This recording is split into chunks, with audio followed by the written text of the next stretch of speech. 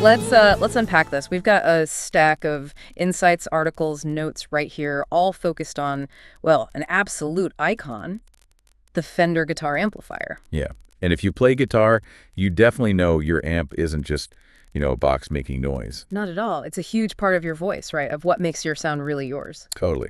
So today we're doing a bit of a deep dive. We're looking specifically at how you can approach maybe tuning up or even restoring your Fender amp to help shape that sonic identity. That's the mission. Dive into all this material, pull out the really essential nuggets of knowledge for anyone looking at their Fender amp, especially those classic black panel and silver panel eras. We want to help you understand what really matters when you're thinking about getting the most out of it, maximizing its potential. Because that really is the core question, isn't it? What actually makes your sound your sound? And how does your gear, especially something so fundamental like your amp, connect to that very personal thing, that expression? We're going to try and cut through some of the noise today, give you the key things to consider. Okay, so let's set the stage a bit. Fender amps, especially black and silver panel eras, legendary stuff. For good reason. They define so many sounds we just know and love. Absolutely. And look, while it's maybe true that silver panel amps might not always nail the exact same tone as those, revered pre-CBS black panels, They're still incredible amps. Seriously capable, and they hold up remarkably well against, well, pretty much anything being made today. so if you've got one of these, maybe you picked up a vintage Silverface Deluxe Reverb or a Twin, something that hasn't seen a tech in ages. Right, you're immediately facing a kind of fundamental choice. Yeah, what do? Do you just get it serviced, make sure it's running safely and optimally just as it is? Or do you start thinking about modifications? Maybe changing its character a bit. And how you answer that, well, it really hangs on what you expect the amp to do for you, right? Definitely. We looked at some input from Colleen Fazio. She's a respected guitar tech, known for being pretty minimally invasive with vintage gear. Yeah, and she has a really strong philosophy on this whole thing, quite direct. Her viewpoint is basically, look, if you want your amp to sound like a different amp, you should probably just get a different amp. Simple as that. Pretty much. Yeah. She adds, each amp is designed to perform its unique function. She's really wary of changing that fundamental nature. So she's not big on mods then? Not really. Her experience, she says, is that almost without exception, modifications tend to, well, ruin the essence of what the amp is meant to be. Wow. Okay. And she actually spends time undoing mods. Yeah, a lot of time, apparently, undoing things others have done. And she gives this warning. It really hammers home that point about respecting the amp's design. What's the warning? She says, trying to mod, say, a deluxe reverb to sound totally different, like a Tweed Deluxe or maybe a Marshall Bluesbreaker, it just isn't going to happen. Right. It is what it is. Exactly. She says it will always be a deluxe reverb. Her advice, focus on making it the best version of itself. Makes sense. Find its strengths and enhance those. And she looks at Fender's own history, too, those silver panel changes. Colleen feels the circuit in the 64-65 blackface amps was basically spot on. The gold standard, kind of? Yeah. And that the changes Fender made later, over time, they gradually deviated from what was originally right. That's her take. Okay, so that's one really clear perspective. Find the amp's core identity, make that shine. But is there another way to think about swapping parts or changing circuits? Oh, absolutely. George Alessandro, another really highly regarded amp builder and tech we looked at, he offers a slightly different perspective. How so? Especially when he talks about restoring certain silver panel amps back to black panel specs. He doesn't really see that as a modification in the same way Colleen does. Oh, interesting. Why not? What's his logic? He frames it more as returning it to what the engineers intended before the changes. Okay, like restoring it to its original blueprint almost. Right. Exactly. He uses a great analogy, actually. Think about computer software. He says, when your new software malfunctions, you revert back to the previous version. Gotcha. So the idea is the original black panel design was optimal, and the silver panel changes were maybe like a buggy update you'd want to roll back. That's the concept, that those later changes were deviations, maybe a step backward tonally for some people, and so they're worth undoing to get back to that intended peak performance. Okay, so you have these two, well, potentially conflicting philosophies right there. Make it the best version of what it is now. Versus maybe restoring it to what it was, if you believe that was its peak. Right. But okay, whichever path you lean towards, just servicing or doing more involved work, all our sources really stress how critical it is to use the right kind of components when you replace anything. Yes. This is a huge point from Dr. Preset. It's not just about the measured value being perfect. What do you mean? Well, he gives an example. Someone might see an old 100K resistor reading, say, 112K, and think, oh, got to replace that. Yeah, because it's drifted off spec. Right. But often, Dr. Preset argues, the bigger issue isn't that slight drift. It's when they replace it with a new 100K resistor that just isn't the right kind. Isn't the right kind. Okay, unpack that for someone who isn't, deep into electronics. Think about the materials. Vintage amps often use things like carbon composition resistors. They have certain electrical properties. They even add a tiny bit of noise or compression in a way that, well, it contributes to that classic sound. Ah, so it's part of the recipe. Exactly. Modern metal film resistors, they might be technically more precise, quieter, but they sound different. So using the wrong kind of part, even if the value is bang on, can subtly change the amp's whole character and tone. That makes a lot of sense. It's not just the number, it's the DNA of the part, like you said. Yeah.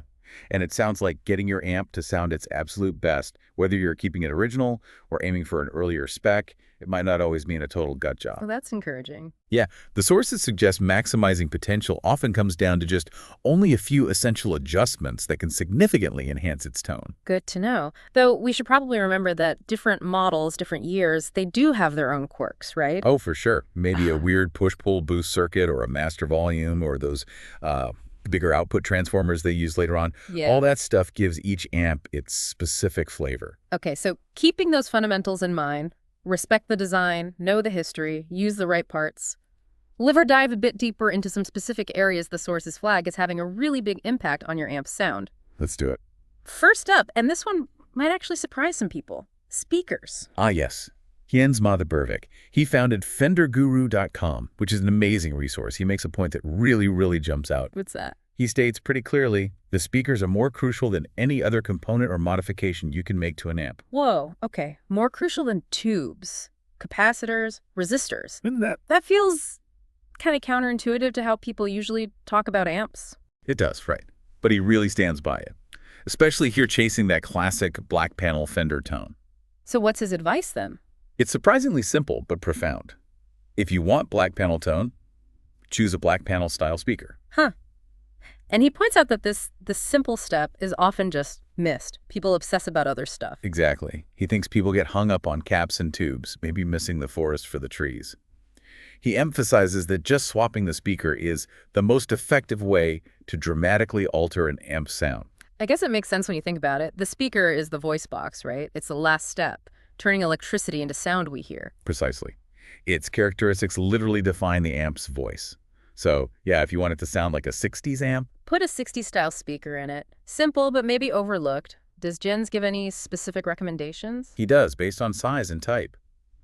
For amps using 10-inch speakers, he likes the Weber 10 A125s. Says they're very close to the Jensen P10R or CTS Alnicos from amps like the 64 Super Reverbs. Okay, those are sought-after sounds. What if you want a little more punch, maybe a cleaner low end from a 10-incher? He suggests another Weber model, the 10A125, slightly different flavor. And what about ceramic magnet 10s? Fender used those too, right? Yep. For those, he favors the Weber 10F125s. They're designed to be like the CTS ceramics you'd find in some later 65 Super Reverbs. Gotcha. And for the big guns, the 12-inch speakers, like in a deluxe reverb or a twin. He points to one designed specifically for this, the George Alessandro and Eminence GASC64. Collaboration. Yeah, explicitly created to replicate that classic black panel 12-inch sound. So right there, according to Jens, just swapping your speaker for the right type of vintage voiced model could totally reshape your amp's tone. Maybe more than anything else. That's a really powerful insight for anyone chasing a specific sound. Okay, let's shift gears. Another technical area where Fender changed things over the years, the bias circuits. Ah, the bias. Yeah, that's how you kind of tune the power tube so they run at their sweet spot. It makes a big difference to the amp's feel, its power, its tone. And in the 70s, Fender changed how they did the fixed bias control. Before that, you had a control to adjust the bias for matched pairs of power tubes. Right. And the change was to what's called a balance style control. The idea, supposedly, was to let you use power tubes that weren't perfectly matched. How? By letting you sort of balance the current draw between them, trying to even them out. Okay, so it was maybe meant to make life easier if you couldn't get perfectly matched tubes? That seems to be the intention. But According to Jens Mosbervik again, this balance control often may not provide the necessary power to the tubes properly. So it might solve one problem, but create another. He feels it can actually lead to bigger performance issues than just using matched tubes in the first place. Yeah. And crucially, it can negatively affect the amp's sound and feel. So if you have a Silverface amp, one with this 70s balance control, what's the fix Jen suggests? Is there one? He says it's a fairly straightforward rewire. Basically, a tech can reconfigure that control circuit so it functions like the earlier 60s setup. Allowing for a proper overall bias adjustment. Exactly. And the cool thing is, it sounds like it doesn't require swapping out expensive parts. Oh, really? Yeah, he notes, no parts need replacing. It's purely a matter of rewiring the configuration. So maybe something a good tech could do pretty easily during a regular service. Another seemingly small wiring change that could have a big impact on how the power section works and how it sounds. Absolutely. Okay, our final deep dive area for today. It's something you might not think about as much as tubes or speakers, but it's structurally fundamental. The baffle boards. Right, the piece of wood the speaker actually mounts to inside the cabinet. And yeah, after decades, getting moved around, humidity changes, just handling speakers, those old particle board baffles can really start to fall off. That causes problems. Oh, yeah. Damage like cracks, crumbling edges, maybe the speaker mounting gets loose. It can cause audible issues. Buzzes, rattles, weird vibrations can even affect how the speaker interacts with the cabinet, messing with bass response and the overall tone. So, if you peek inside your old Fender and the baffle looks, well, a bit rough around the edges, what's the first step, the simplest approach? George Alessandro suggests just carefully evaluating it. If it's cracked or flaking, sometimes you can just remove the baffle, carefully apply some good wood glue where it's falling apart, clamp it, and surprisingly, that might extend its life by another 50 years. Wow, really? Just reinforcing the original? Yeah, if it's salvageable. Yeah. It's a way to keep the original structure going. Did Fender change how they mounted baffles too? I feel like I heard something about that. They did. Sometime in the early 70s, they went from baffles that were screwed into internal supports to baffles that were glued directly into the cabinet itself. That sounds like it makes them harder to get out. Way harder, without potentially damaging the cabinet. And Jens Mosbergvik also mentioned that, to his ears, this glued-in design sounds kind of unbalanced tonally. Interesting. So if you are replacing a damaged baffle anyway, maybe one that's glued in, you have to get it out. Can you switch back to the older screwed-in style? You can't, yeah. If you're putting in a new baffle, you can revert to the earlier screwed-in method. But, as Dr. Preset points out, you'll need to put in the effort to get it screwed in. Meaning you have to add internal support cleats or blocks inside the cabinet for the screws to actually bite into. Requires some woodworking careful measurement. Right. It's not just a drop-in replacement then. And if you do need a whole new baffle, you have a choice of material, don't you? Exactly. The originals, black panel, silver panel, they were particle board. But a lot of players today prefer using plywood for replacement baffles. Why is that?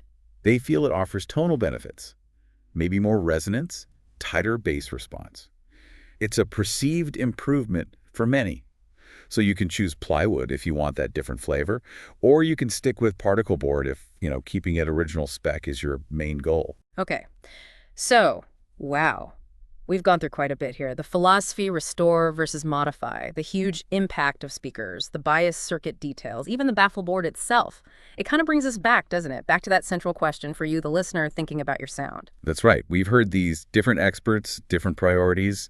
Colleen Fazio saying, make the amp the best version of itself as it is. Right. And George Alessandro seeing value in maybe going back to an earlier design he thinks was optimal. Then Jens Mosbervik championing the speaker as the #1 tone shaper. And Dr. Preset reminding us about the importance of the type of component, not just the value. It all feeds into this. But ultimately, the most important spec, the most crucial measurement of whether your amp is right. Well, you're not going to find it on a schematic or with a multimeter. No. It really comes down to this, doesn't it? Does it sound like you? Exactly. Does this amp, whether you leave it totally stock, service it meticulously, or make some really targeted changes?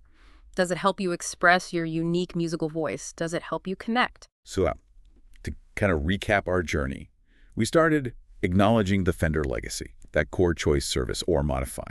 We heard those differing philosophies from Fazio and Alessandro. Then we dove into those key areas. Speakers, huge impact, thanks to Mosbervik, with specific recommendations. bias circuits, how a wiring change might improve things, and baffle boards, their structural and sonic role, according to Alessandro Mosbervic and Dr. Preset. All these things, they shape the amplifier's voice. Yeah. And by understanding these different viewpoints, the potential impact of focusing on speakers or bias or even the baffle, you get more tools, really. Tools to help unlock your sound through your Fender amp. Right. It gives you informed choices. So as you think about your own gear, maybe here's a final thought, something to chew on. How much of what you think of is your sound? How much comes from the amp's inherent character, the thing Leo Fender and his team designed? And how it evolved. Yeah, versus how much comes from the conscious choices you've made, or maybe could make, in how you maintain it or modify it. And of course, many thanks to the man himself, Leo Fender, for giving us this incredible starting point to begin with.